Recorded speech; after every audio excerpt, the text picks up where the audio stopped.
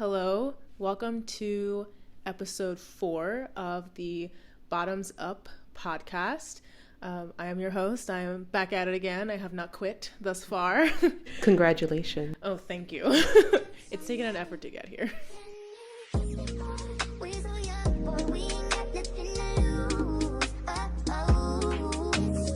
So today I am here with Zemi, a wonderful local artist and masseuse. We met a couple weeks ago at the La Chic Barbie weekend event, and then met up again at Hamburger Mary's. I saw some of her work, which is behind us right now, and it is beautiful, and I just knew that I had to talk to you. Well, thank you for having me. I'm very excited to be here and to be interviewed. This is rare because I don't really like being on talk things, but yes. So thank you. Oh, thank you for being here. I appreciate it.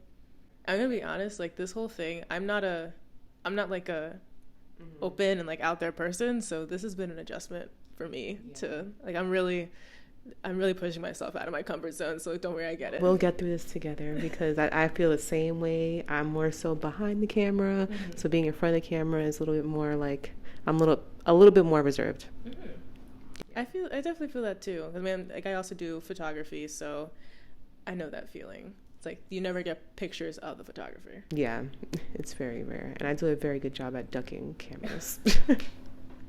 I'm being so serious. Unless I'm like completely like in the zone and not paying attention, I do a very good job of like ignoring all cameras. Do you know how I'm determined to get a nice photo of you? I almost brought my camera tonight. If I wasn't in such a rush, I would have brought it. We can plan that out. Oh, okay. I'm down for that. We can plan that out. Okay. But well, yeah. So I mean, you are moving, which is very sad. We'll definitely miss you here. I'm excited though. It's bittersweet. It's bittersweet because I'm going back to my family, so that's something I'm very, very happy about and excited about. That's my stomping grounds, being New York City. That's where I'm from. So that part I'm super excited about. I'm like, I can't wait to get back to my family. Can't wait to go back to my roots and just that speed of life. And then Miami, it just gave me a sense of peace and calm and gave me the opportunity to find myself and to just continue to explore myself and in different ways by myself, away from everybody. So it's what I needed. Yeah. It definitely, when you make that jump on your own, there's so much room for growth. It's scary, challenging, but it was fun. Do you think it was worth it? Oh, for sure. I think all experiences are worth going through in some form or fashion. Like, I feel like if you're able to have insight into an experience and learn from it and like be able to look at it from the outside in and be like, okay, what did this experience show me? Where could I have done better?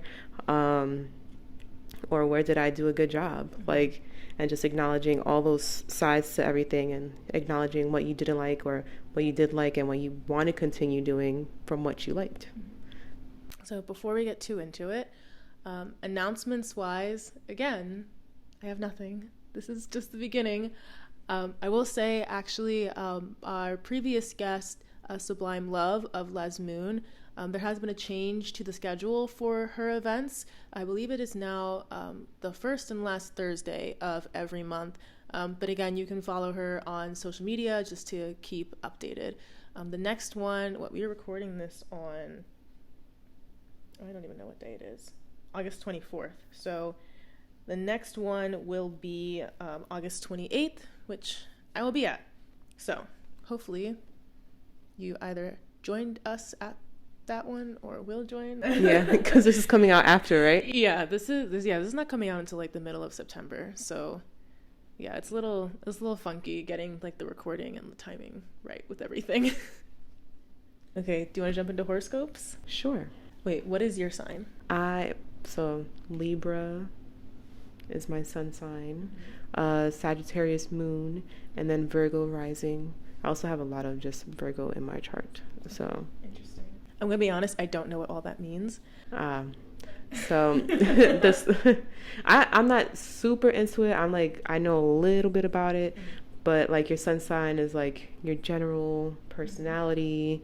Your moon sign is like what controls your emotions. Your rising sign is kind of like your mask to the world. So like what people see you as, and you know, all those things. So they just control different aspects of who you are, and that's why even if someone can be a Libra like you, your sun sign, they can be completely different because they have different things in their whatever it's called. I don't even know the words, but there's just different things at play for everybody. So I think I know that I'm a Sag sun and a Sag moon. I don't know my rising sign. I think my rising might be Pisces or something like that. That's why I like CoStar, because it shows you everything. Yeah, I could have just opened it and looked. I just haven't.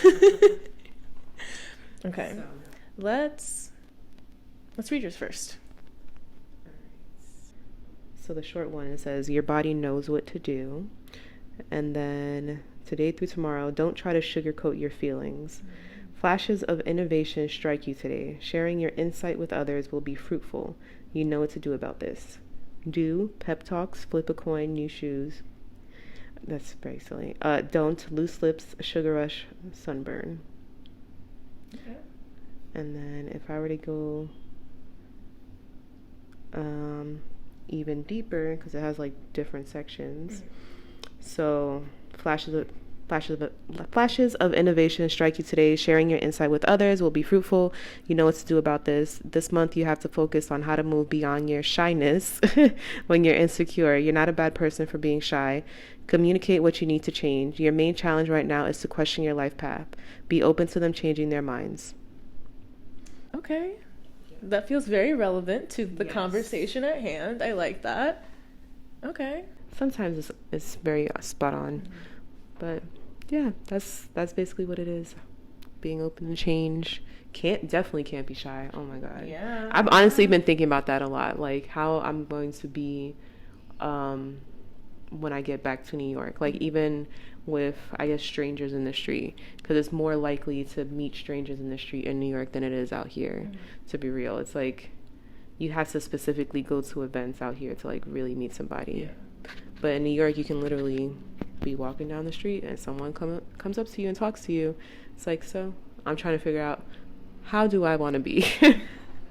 Am I going to take the time to talk to people, or am I going to just like, hey, okay, bye. Like, so we'll see. According to CoStar, you should take the time to talk to people. Yeah.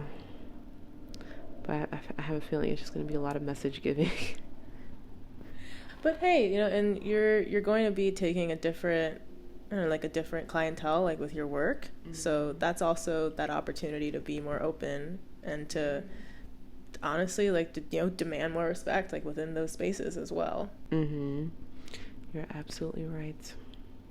So we'll see, and maybe that will be the thing that will get me whoever my girlfriend or future partner is. Me being not shy.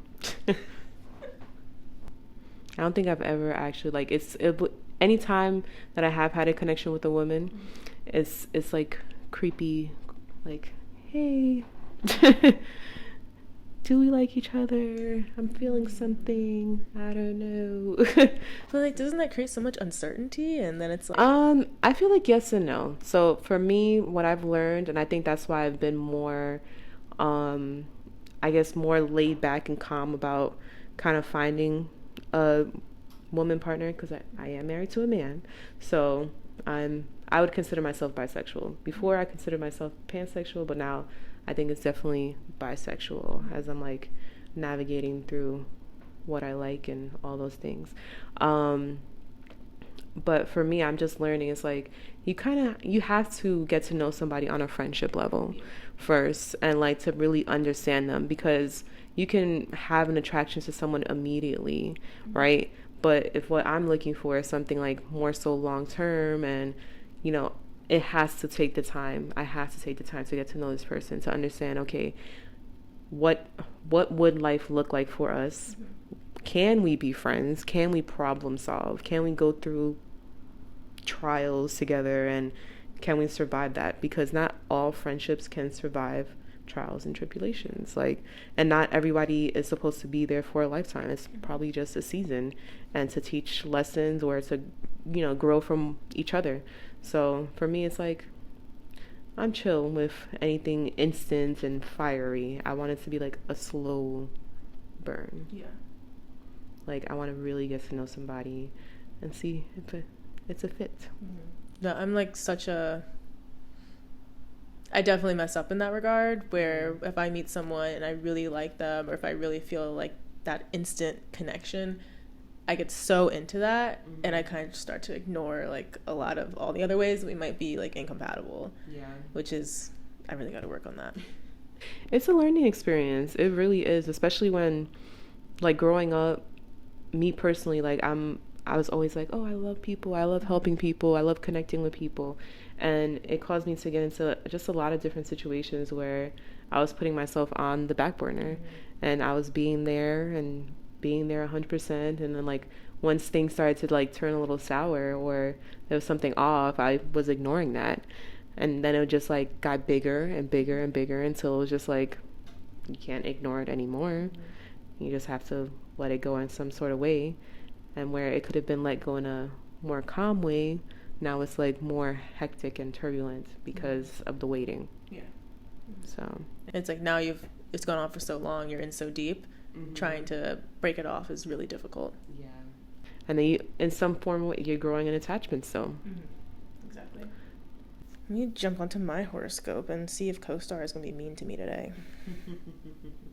I always, like, I'll see the notification, and it's always just so, like, fake deep that I just kind of ignore it. Oh, yeah, I remember seeing this notification and thinking it was very pertinent. It says, prepare the stage for deep conversations.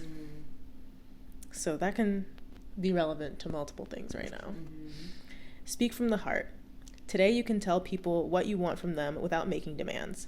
A healthy relationship is based on respect, and nothing says respect more than being honest. It only has to feel right. Do high heat, ballroom dancing, reconciliations.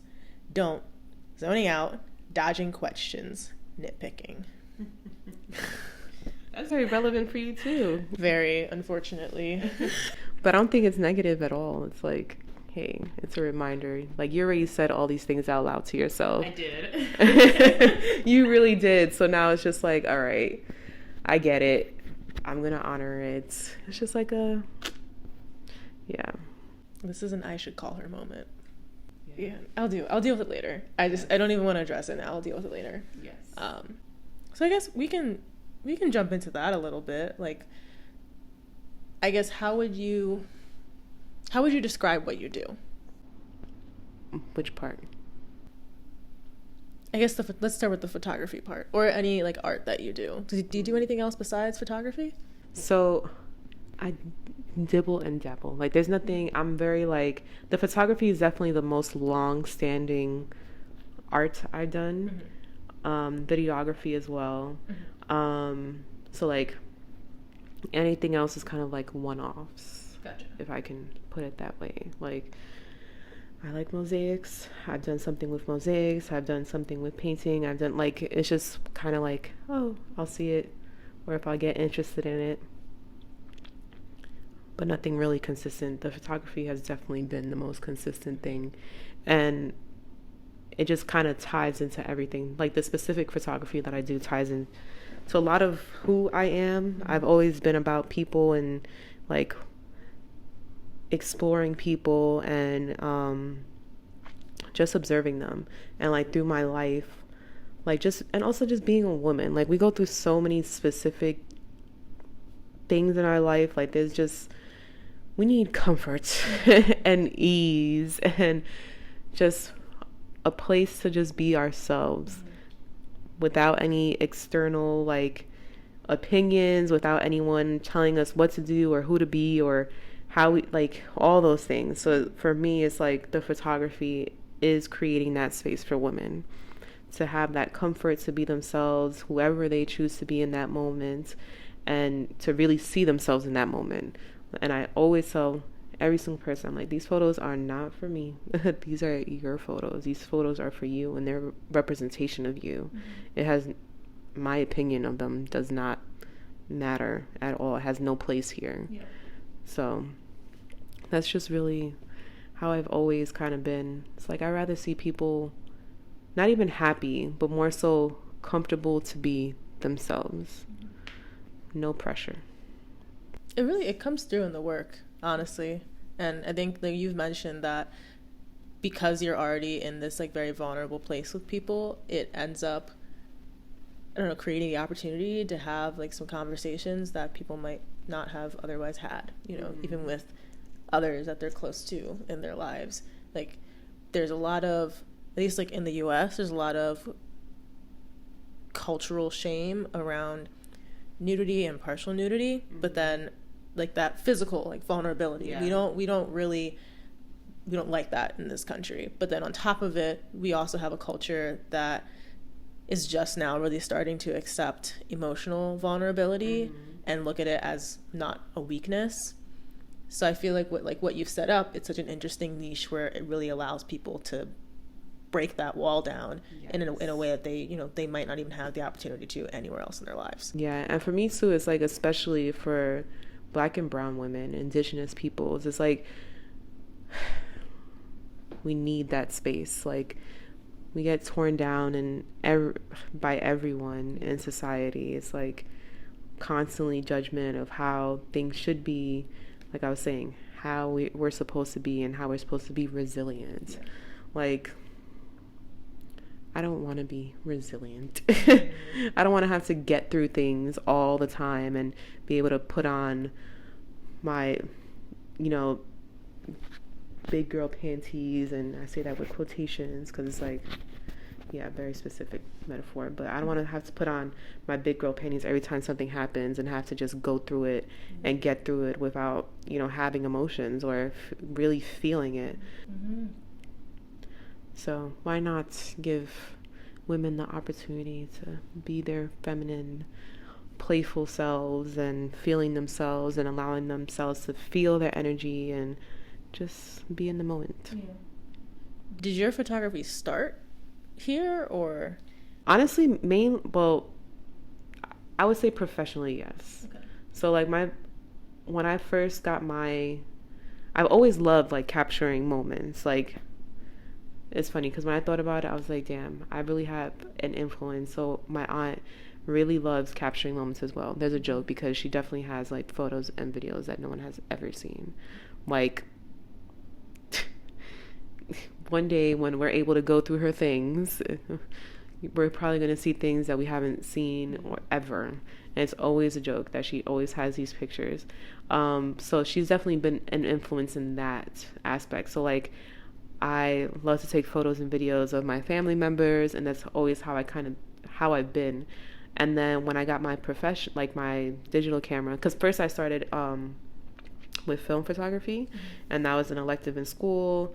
And I was just taking pictures of random things, and like I was trying to figure out too, like, okay, what would I photograph professionally? What would that be?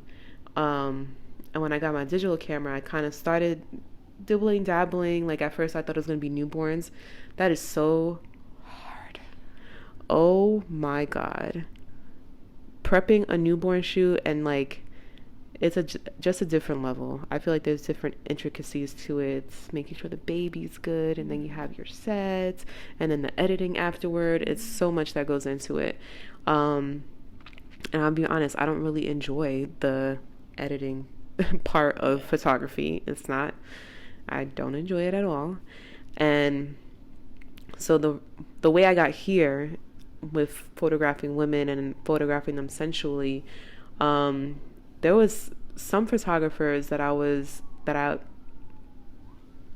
found on the interwebs, like literally just through Instagram and all these things, and they photograph women and couples as well. So I was just like, wow, this is what I want to do, but I don't necessarily want to do boudoir. Like, I wouldn't consider my stuff to be boudoir at all whatsoever. Like, their work was more edgy, it was more raw, but it still had that very, like, I wouldn't say as raw as what my work is. Still very clean, still very polished, still very, oh, do this pose here, do that pose there. And I didn't like that aspect of it. To me, it's like, I'm not trying to fit somebody into my box. Like, I want them to see themselves. So it's just like, I want them to flow how they would flow, not how I tell them to. Like, who am I to tell you to contort your body into a certain way? Like, it might not even happen for you. So yeah, so I just like started on this path, and it just led down to just so many different things and so many different experiences, and also learning about myself. So after I started doing this for like the first couple of months I was doing it, and I was like, I can't keep on photographing people without doing a photo shoot of myself. Yeah, I was gonna say, how has this experience changed like the way that you view yourself or the way that you feel about yourself?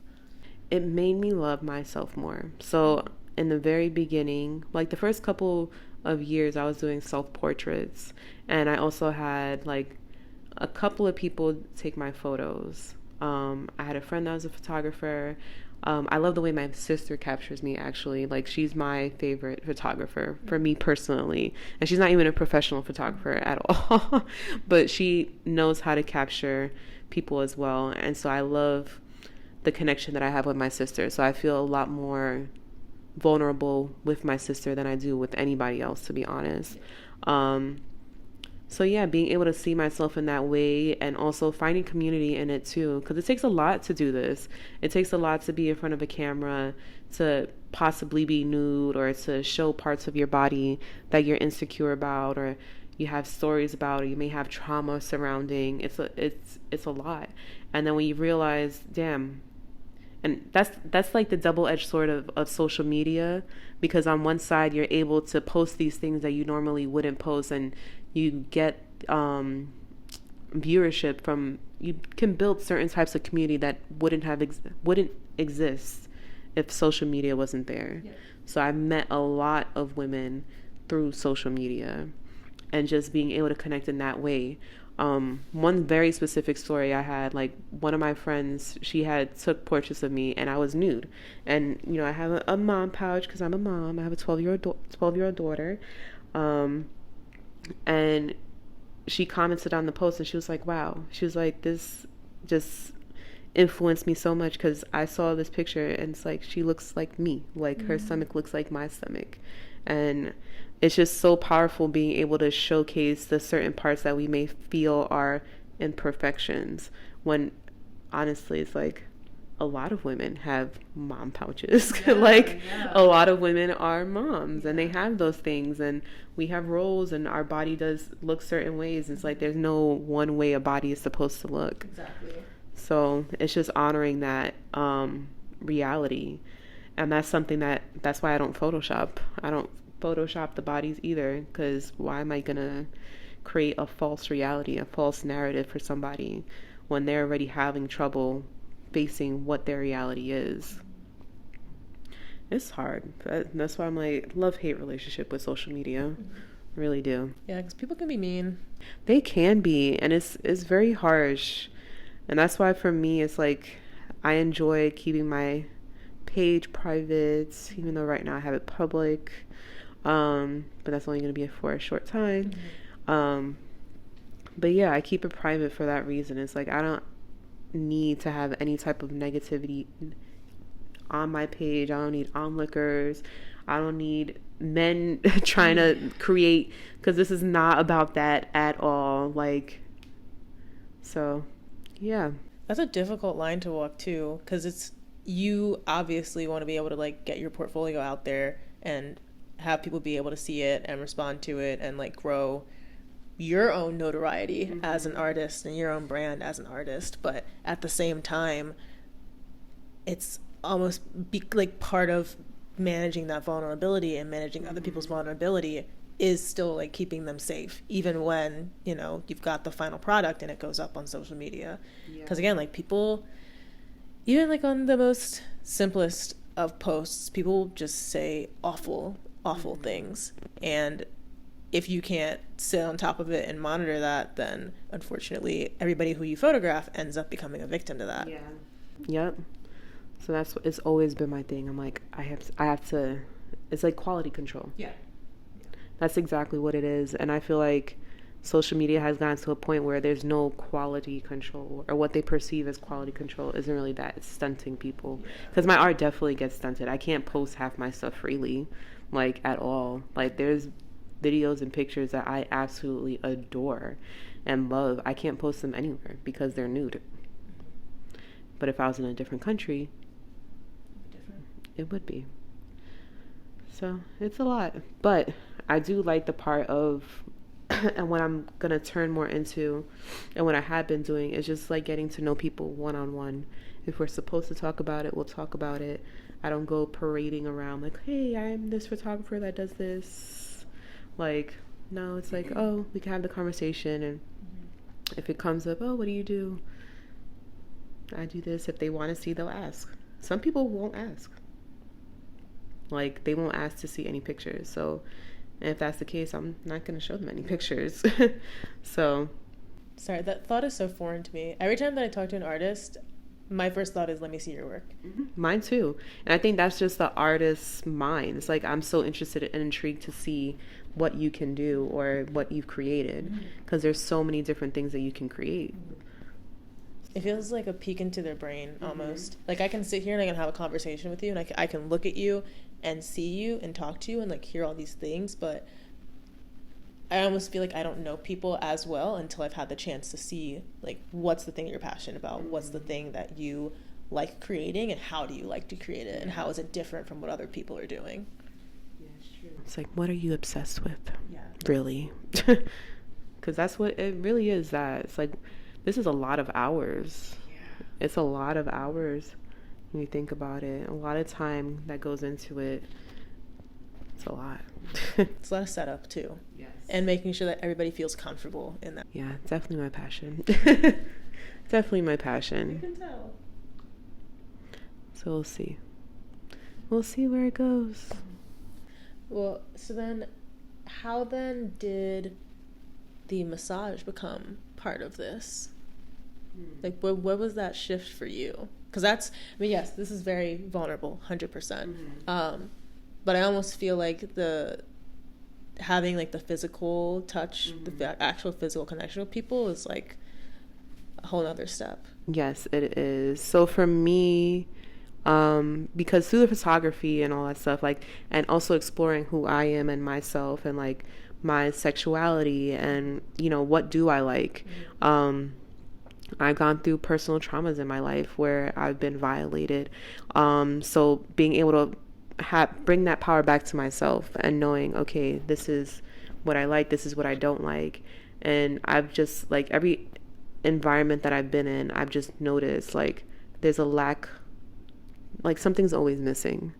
Like, where's the space for people that are kind of like me, like, where they're more, like, even though this is going to be silly to say out loud, but, like, I am a sexually free person, but I'm not so sexually free that I want to be open with everybody about it. Yeah. Like, it's more one-on-one or whatever the experience is. So for me, like, allowing touch experiences and going into that, it's like kind of similar to the photography, like giving women that time and space to be comfortable, to get to learn their bodies on their terms with assistance, because sometimes we really don't know. There's so much misinformation out there, or even like when you go to these group classes, you really don't know who's showing up. You have no idea. So for me, it's like having that, I guess, the quality control of like having one other person here, or even like two people, because I'm also open to, like, if there's a same, like, two women in a partnership, like, I'm open to exploring that with them as well, and like helping them guide through such experiences with each other. So it's more so that it's like giving that space, time, and actual like connection versus like a very generalized thing. We're not, as much as people may be similar, it's like we still have things that are very, very unique to us. And like some people get heavily influenced by what's next to them. So if you have 20 people in the room that are, I'm gonna just say, use this example, like getting spanked, whatever, like someone next to them may feel that influence of like, oh, I should just do it. Yeah. And maybe they really don't want to do it, or maybe they don't want to have that experience in front of 19 other people. Like there's so many different intricacies that go into it. So for me, it's just providing that safe space for a woman to just like explore her body or know what safe touch feels like and have full control, and knowing that you do have full control in everything that happens to you and everything that you decide to do. You have that control. And it really starts, for me, it's like it starts from that most vulnerable place.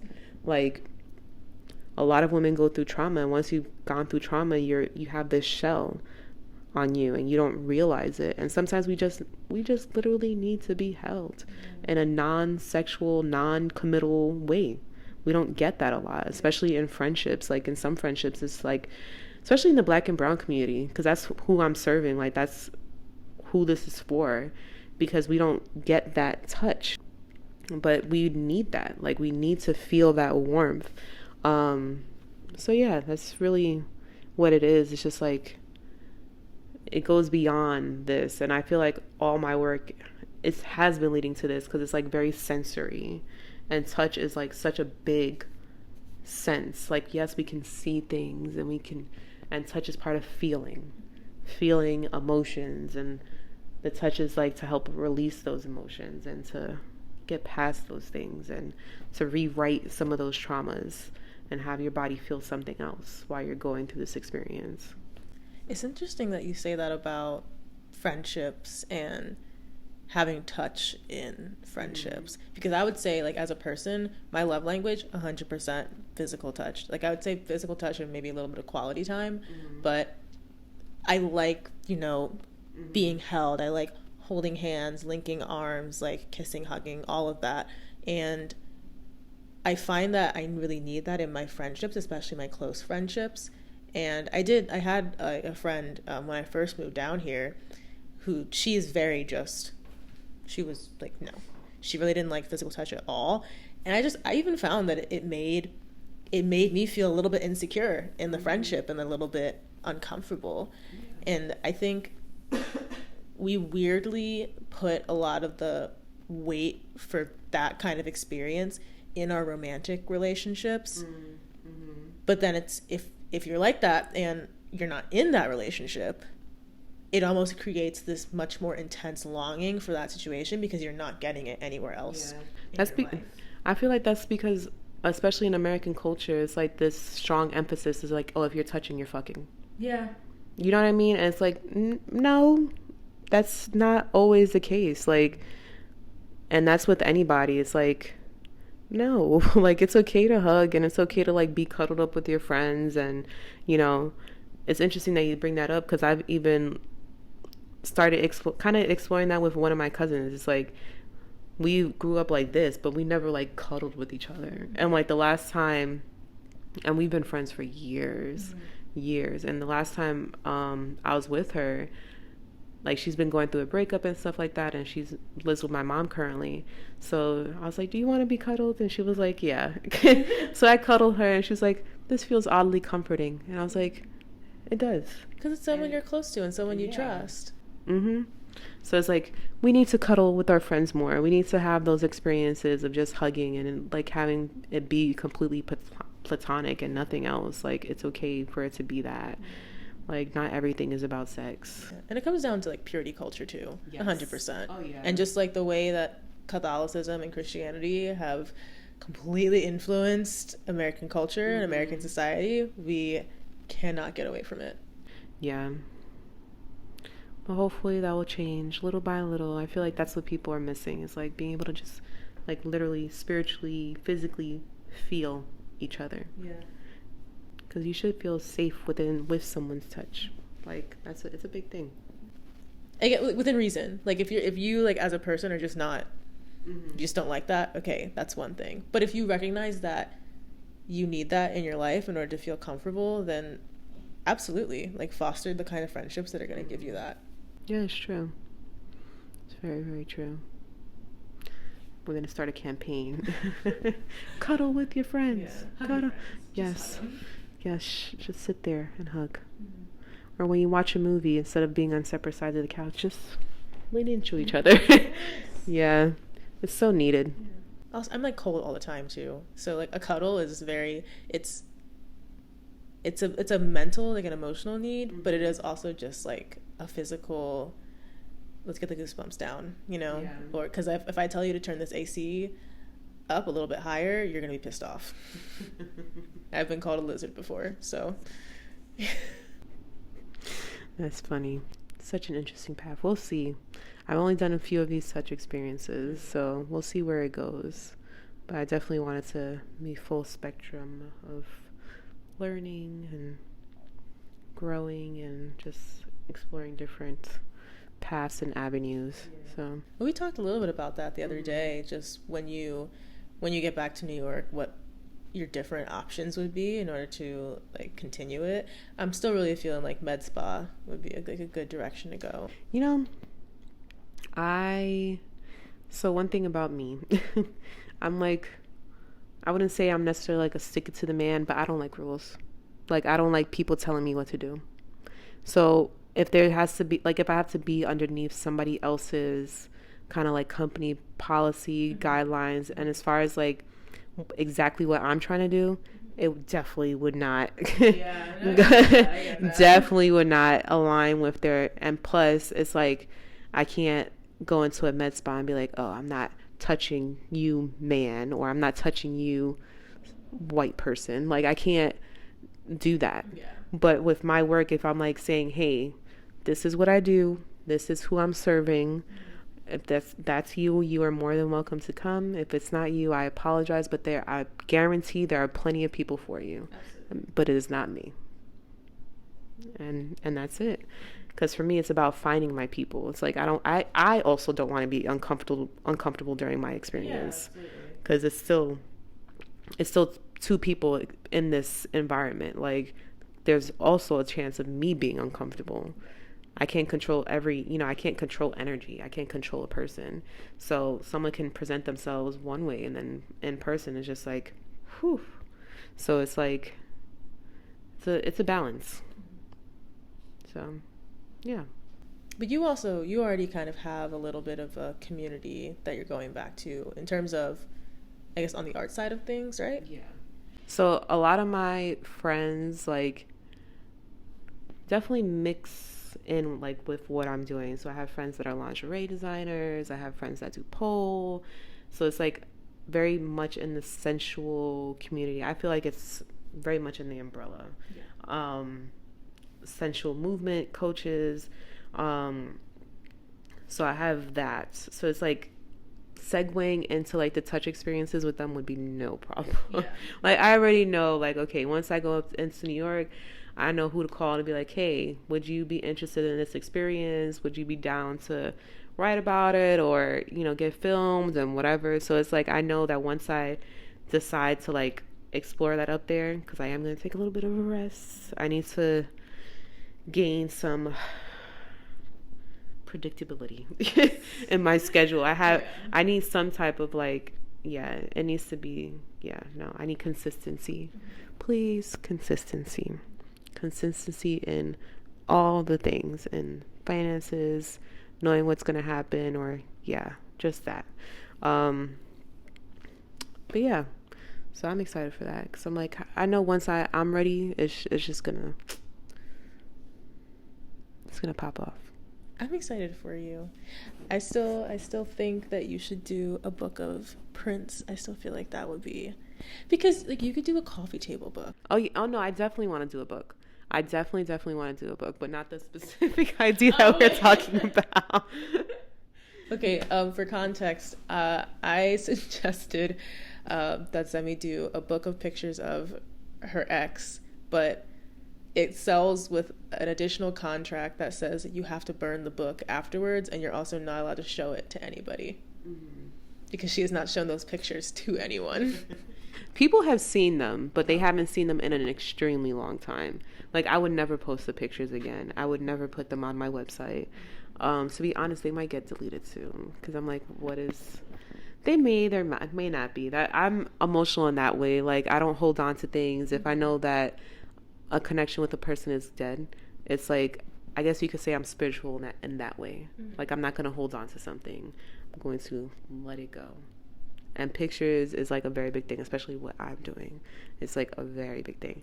And like we were talking about before, when I see these pictures, I see myself. Like, I'm not in these pictures, but I see myself. I know what I was going through in that time period of my life. So it's like, to have pictures of someone that you went through experiences with, it's just like, I don't want to look at these. I don't want to see these. Like, sometimes I don't even want, like, scrolling past the name, but it's there. But I definitely do want to do a coffee book table, like a table book. My original idea, which it can't happen, like, it would be some type of miracle if it was to happen by my birthday, because I'm turning 33 this year. So I wanted to do like art gallery show, put out a art book at the same time, like debut the book at my birthday party. And I don't really celebrate my birthday like that. Wait, when's your birthday? September 25th. Okay, that's literally, that's very close. I mean, it's definitely possible in this day and age, like, to get something done in less than 2 weeks. I think it's very possible, but I'm also moving. So I would have to, like, literally start planning right now. Yeah. But I feel like it's possible. And plus there's finances, and then I would have to get someone that's interested in being an investor. It would be a lot to go into, but who knows? Who knows? Maybe if I start exploring it, it will happen.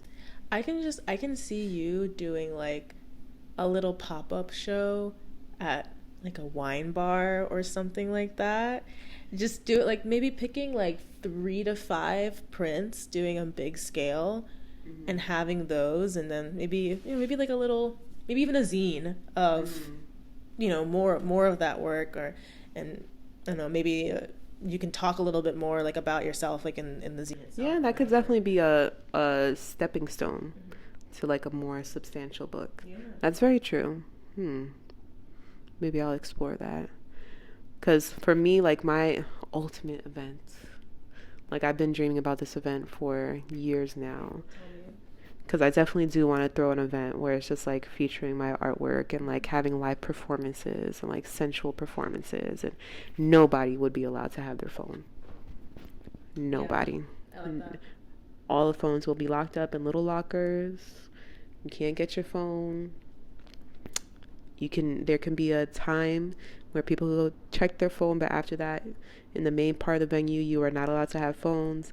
I don't even know if I want a like photographer there, to be honest. Like, I just want everybody to really be in the moment and like to explore that side of themselves and just to enjoy, like, have really good music, and like the art's there, but it's not necessarily like a typical like gallery art show where you're just like walking around, hey, blah, blah, blah, what do you think about this? It's like, no, it's a fully immersive, sensual experience. So yeah, it's gonna happen. See, but like, that's a good pitch for Art Basel. Like, that would be like a really, because that's such a modern art experience to say that. If we can make it happen, I'm open to the idea. To be honest, I would love my first art show to be in New York. And that's just because that's literally, it's where I'm from. It's where I started. I feel like that's where people get me. Miami's still here. I mean, yeah, there are a lot of New Yorkers out here. There's a lot of, the art culture is definitely expanding and growing here. So I'm definitely open to it. I just had to, like I said, it costs money. It costs monies. So I can't even wrap my head around that idea right now until I get the stability that I'm looking for. Have you heard of Conception Arts or Pancakes and Booze? No. Pancakes and Booze was actually the first art show that I ever, first art show. Actually, I think I have heard about it, but like years. Like, like the very beginning of me moving over here and like doing things and researching and stuff. They so Pancakes and Booze, they stopped, like during the pandemic. They stopped for a while. I'm not even sure if Conception is still going. I would have to check. But I did Pancakes and Booze my senior year of undergrad because I don't know, I found it and I saw it and I was like, you know what, let's just do this. And like I don't know, I've never really considered myself an artist per se, but there's so much overlap between like art and sketching and hand drawing and any type of like physical art, like physical tangible art form and architecture, that most people, pretty much all of my friends who I was in school with, do some sort of art in some way. So I did a couple of hand drawings of portraits. I don't know, I had this vision of like a woman with like horns. I don't know why. It like thinking back, that was really gay of me. But I did that, and I went like the day of and I put everything up, and I honestly like didn't even know really what I was doing, and they were like, it's free, so here. And then I couldn't even stay because I wasn't 21 yet, and you had to be 21 to actually attend the event because they actually give out alcohol. Wow. Yeah. So that was my first art show. So you put something up and you had to leave. Pretty much, you know, that like that was literally it. And then they're like, yeah, come take it down later. And I was like, okay. Wow. And my sister went with her friend because she was still living in DC at the time. But yeah, they have a couple different locations. So I know they do DC every year. I would imagine that they probably do somewhere in New York City. I'd be shocked if they didn't. Yeah. And every time that they ask for like more cities they should go to, I keep telling them to do it in Miami or even like Fort Lauderdale. Yeah, it's true. There's definitely venues that they can find. That I think that's the part too, is like finding a good venue. Yeah, because like the interior design is not that good out here. It's not to put any shade on anybody, but interior design is like kind of like the last thing that's looked at down here from what I've seen, unless they're like super established and like, yeah, it's definitely different. I mean, even the one Art Basel show that I went to, I guess this past year, it was just a tent. Like I went to Art Miami, and so it's just like people kind of have like little like booth areas and they're walled off, but everything is just kind of open floor plan and you like weave your way through. But it's so much and it feels so overwhelming sometimes. And at least like for that particular gallery, it's just different, I don't know, like different people or different like organizations or like different smaller galleries that own a bunch of work and they just like pick whatever they want to put out. So there's no real theme per se. Like you're just kind of wandering around. It doesn't really feel very engaging. I think it's great if you're maybe a tourist and you just kind of want to see cool art. So I saw a lot of Keith Haring, and I love Keith Haring, so that was really nice to see like for the first time. But beyond that, and especially for your work, it would be so cool to be able to see your art curated in maybe like a smaller art show where maybe there's like 5 to 10 artists, but you all kind of share a similar, I don't know, like a similar vibe, because then you can actually have a conversation. You can have these kinds of conversations about vulnerability, emotional vulnerability, physical vulnerability. You can have conversations about touch. You can have conversations about consent. I don't know, it's just, it gives people a better opportunity to actually engage with the art as opposed to just kind of throwing them into the deep end and saying, okay, here's everything, enjoy. Here's some pancakes and booze. Just take this and look at the art. Yeah. Go. That is true. Yeah, you gave me a lot to think about, because there's also like there's different, besides visual art, there's different types of art. So it's like mixing movement artists and this, I feel like it's just goes hand in hand. Even poetry, like, doesn't all have to be visual art. It's like all of it going hand in hand, and just having this very curated. I wonder. My mind is just going. I'm like, I wonder if I can find a Black woman ASMR artist that does like sensual talking and slow talking, and just what she talks about is or maybe I can be her, and it can be a completely different alter ego. You're saying all that while talking very sensually into the mic. Like, she's here, you found her. Maybe it could be me. We don't know. Who knows? I would probably, maybe. Like, that would be so specific. That'd be so random. But, yeah. Even if it's not you, you can definitely find someone to collab. Oh, yeah. Oh, yeah. They would just have to be very, very specific. Because I'm like, my art is like, people can be nude, but it's like not raunchy. Like, there's definitely a fine line between like it being, and I don't even want to use the word classy, but I think that's what people can mostly relate to, is the word classy and raunchy. Like, there's definitely a fine line. Yeah. You know, there is actually, since you mentioned poetry, there's one person I have in mind who, she did some really, really powerful poetry at actually a wine bar up in Oakland Park a couple of weeks ago that I went to go see. Remind me afterwards. I can send you her stuff. She's only 18, but it hit. Like, it really, like, touched, like, a lot for me. It was honestly, like, a little hard to listen to. Like, that's how good it was. And there's another woman that I have in mind, but I don't remember her name. She might be she's a little older, so I think it'll probably mesh a little bit better with your work. But if I can find her, I'll send her to you as well. Because I wouldn't, the younger girl, the 18-year-old, yeah, she'll probably be down to collaborate with you on something. She's very eager. But the older woman, I don't know exactly what she's up to. Because there's also, which people need to start doing more of, is bartering services. And one thing that I've learned is, like, once, like, if I'm supposed to work with somebody and if they've seen my work and they resonate with it, it's very easy for me to be like, hey, you know, you do a photo shoot, you have an experience, and then, you know, we have this exchange of energy. So I would like to take pictures of you. I really want to. Says for the third time. Yes, you can take I will let you take pictures of me. I will let you take pictures of me. Well, I don't do a lot of people, so it'll be an experience for me, for sure. Okay.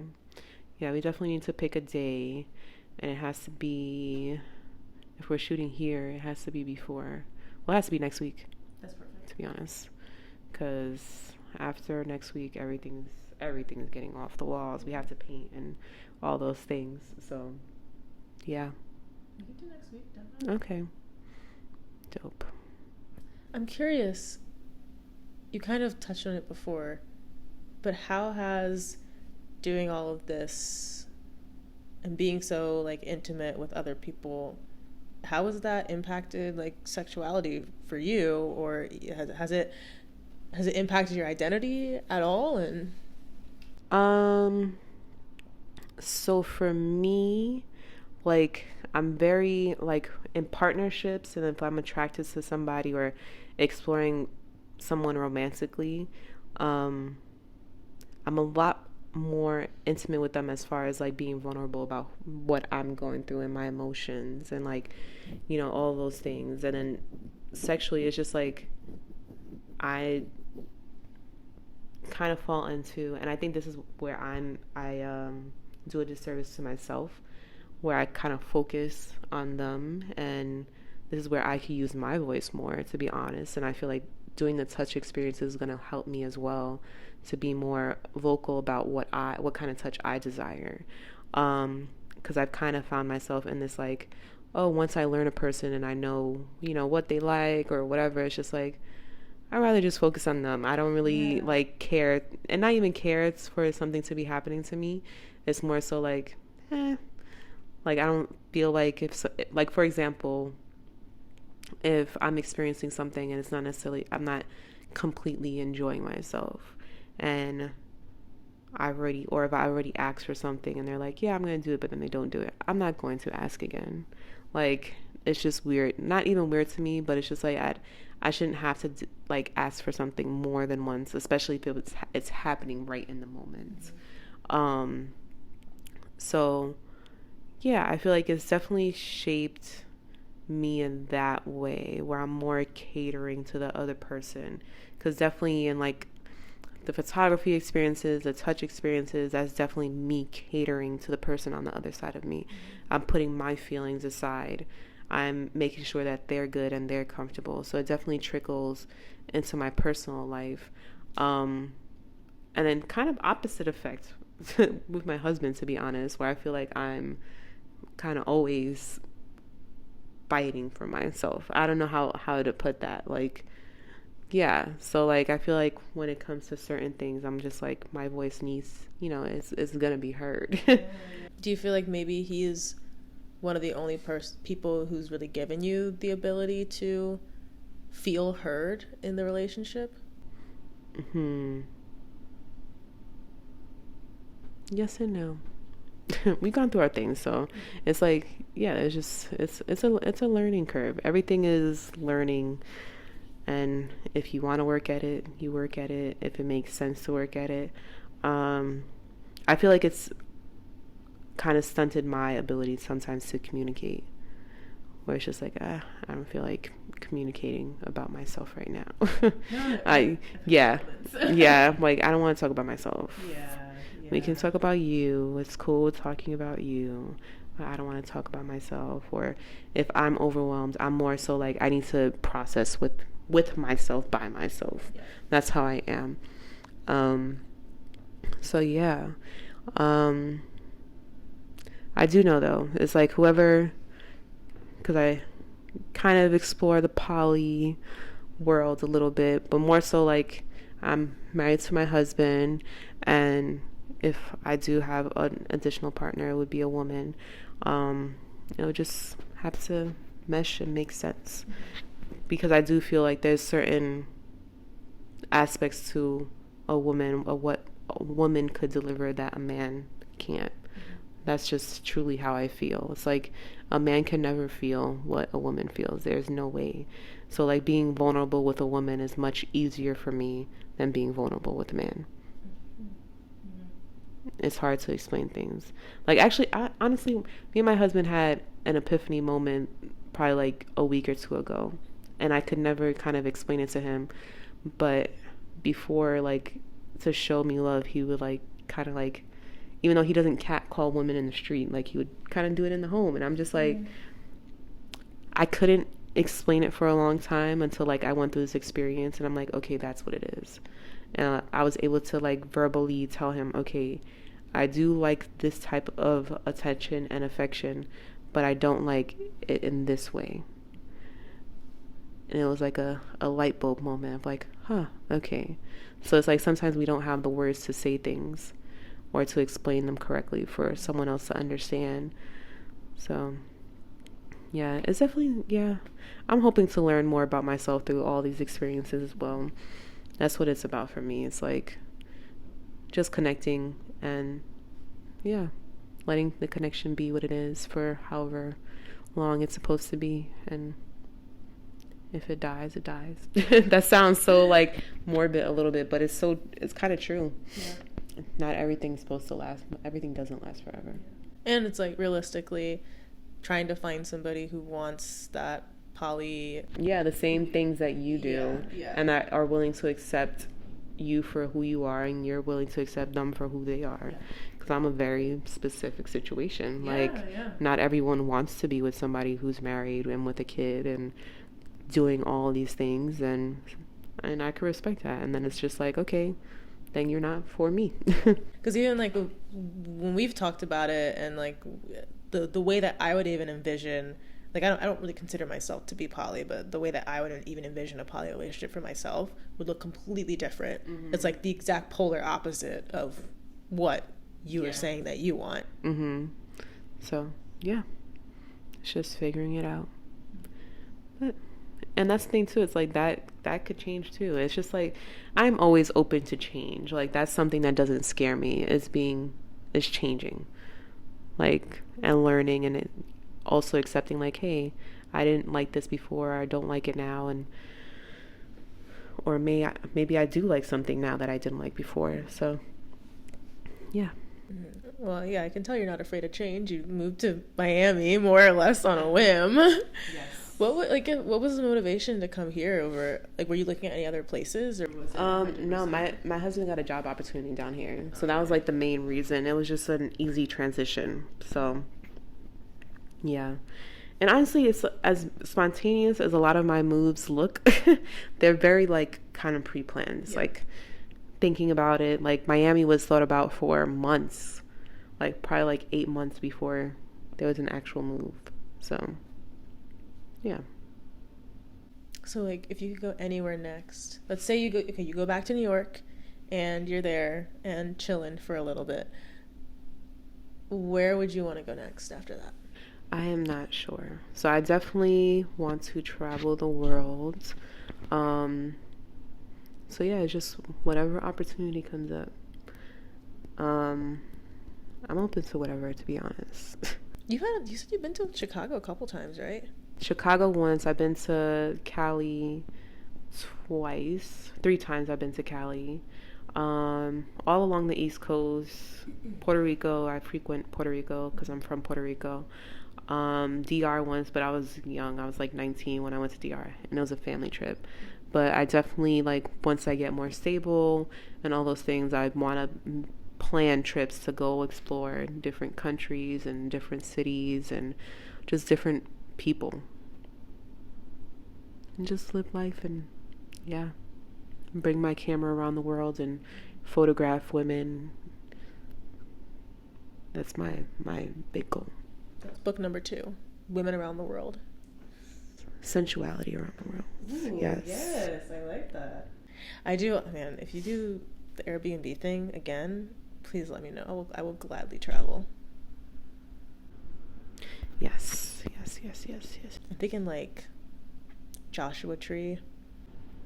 Where is that? That's in California. I think Southern California. It's like out in the desert. But I'm like envisioning that, and I don't know, just like a cacti in the background. Yeah. But then like don't get too close because it's sharp. Yeah. There's so many awesome places.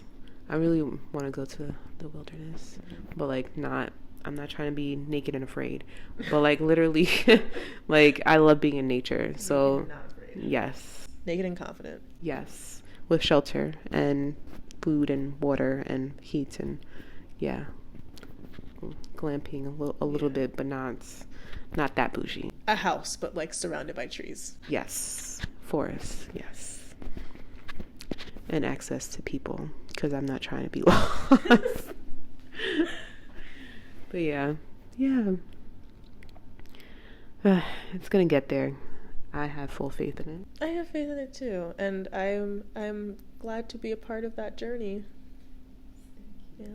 I mean, really, like, especially next week, if you want to do, I don't know, like you said, like, almost, like, mixing in this, like, vlog idea with the podcast itself.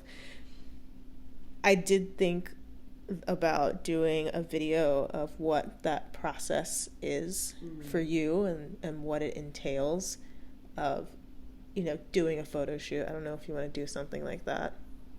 We can talk about it. I could think about it. Need some time to stew on it. Yeah. But yeah. Anything, whatever I can do to support what you're doing, I'm so happy to stand behind it. Thank you. You know, I was thinking about it. I'm like, it's so hard for me to accept help. Same. I feel like we were like very similar. Yeah, so like even you helping me with this, I'm like, I'm so grateful for the help. I was, the fact that you asked me, I was like, oh my goodness, I have plans tonight. We're gonna go hang up pictures.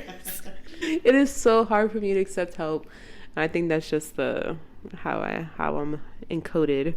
Just like, but it's good to get help. It really is. And especially from people that see the vision and can help you execute what you're trying to do. It's very important. Honestly, community is very, very important. Especially for art. Like, yes. We can get into such like awful creative ruts when we're on our own, but when you have people around you to give feedback and to just kind of shoot the shit with, I feel like it makes a huge difference. Yeah, it definitely does. You need that confidence. Like, you just need it. People need it. So, yeah. Well, this has been very wonderful. So, I mean, I know with the move, you're going to, take some time to get settled and everything. But if you do have an art show, if you do want to drop a zine, if you do want to release a book, please let me know, because I would love to, be able to shout you out and be able to point some people in your direction. And I'm so happy to be your 4th episode, because that's an accomplishment. They always say it's hard to get past number 3. Really? Yes, okay. So you have to give yourself a round of applause because you've done it, and that means you just have to keep on going. I hope I do. I'm telling myself that I'll do this for the next year, and then, like, if I move back to Maryland or move back to DC, then I'll just do it again, but, like, in a new location. So you got this. You got this. Thank you. Thank you so much. You're welcome, and thank you. Do you have any, I guess, do you want to shout out Instagram or? My Instagram is at Zemi, Zemi _ Oasis, OASIS. And then if you have anything else that you want me to add in, like, captions, show notes, any of that, then just let me know. But I think your Instagram is the only thing that I know right now. My website's not done yet.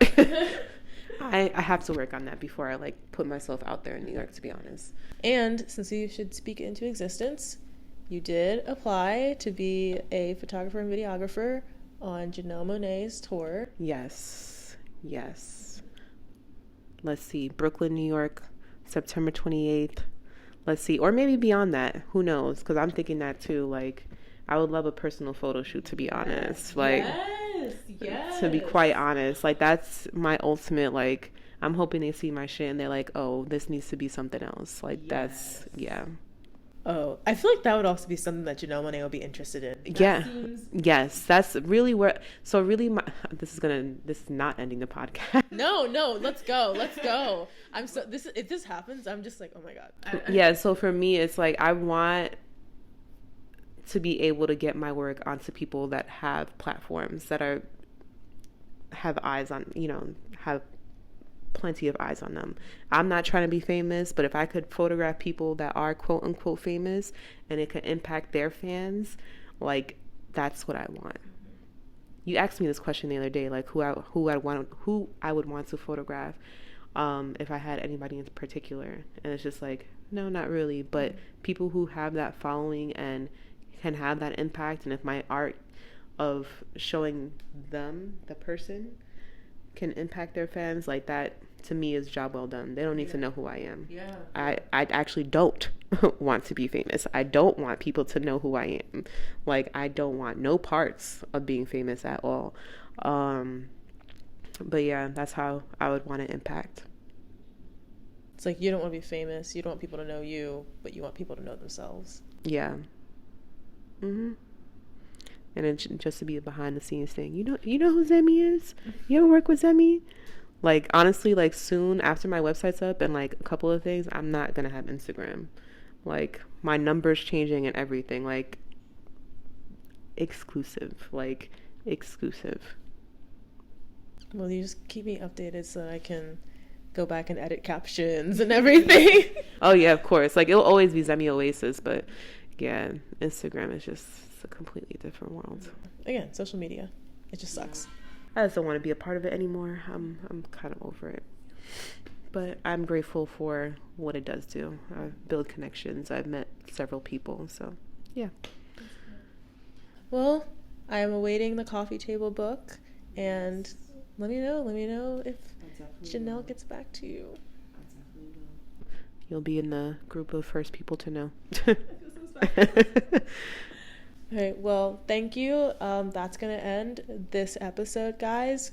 Please go ahead and follow Zemi, check out her work. And of course, like, I can post, a couple of your favorite photos just to really show everybody how beautiful, like, your work is. It's truly stunning. Thank you. All right, that's going to end us for today. Thank you for listening, and I will see you guys in the next episode.